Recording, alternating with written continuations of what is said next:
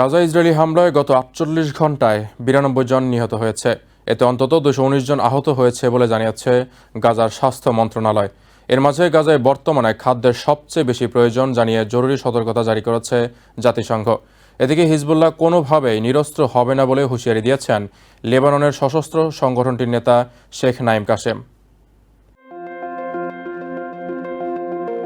গাজায় প্যালেস্টিনিয়ানদের ওপর হামলা অব্যাহত রেখেছে ইসরায়েল। শনিবার গাজার স্বাস্থ্য মন্ত্রণালয় দাবি করেছে, ইসরায়েলি জিম্মিদের মুক্তি দেয়া এবং হামাসকে নিরস্ত্রীকরণের জন্য চাপ দিতেই গাজায় হামলা জোরদার করেছে আইডিএফ।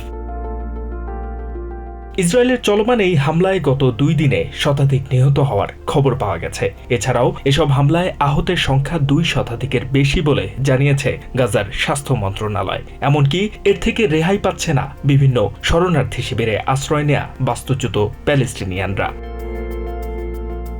১ মাসের বেশি সময় ধরে গাজায় ঢুকতে পারছে না কোনো ত্রাণ সহায়তা। তীব্রভাবে খাবার ও পানির সংকটে রয়েছে গাজাবাসী। বর্তমানে গাজায় খাদ্যের প্রয়োজন সবচেয়ে বেশি জানিয়ে জরুরি সতর্কতা জারি করেছে জাতিসংঘের ওয়ার্ল্ড ফুড প্রোগ্রাম।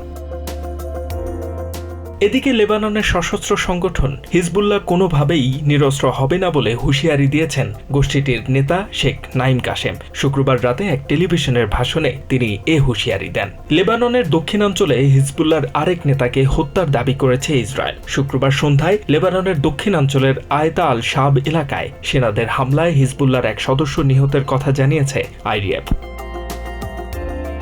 অন্যদিকে ইসরায়েলি বসতি স্থাপনাকারীরা আল আকসা মসজিদ ভেঙে ফেলার পরিকল্পনা করছে বলে সতর্ক করেছেন প্যালেস্টাইনের পররাষ্ট্র মন্ত্রণালয়। সামাজিক মাধ্যমে এক্সে প্রকাশিত এক প্রতিবেদনে এই তথ্য জানায় সংশ্লিষ্টরা। HM. Ataullah, TVN 24 news desk. New York থেকে সম্প্রচারিত টিভিএন 24 টেলিভিশন বিশ্বজুড়ে বাঙালির কণ্ঠস্বর।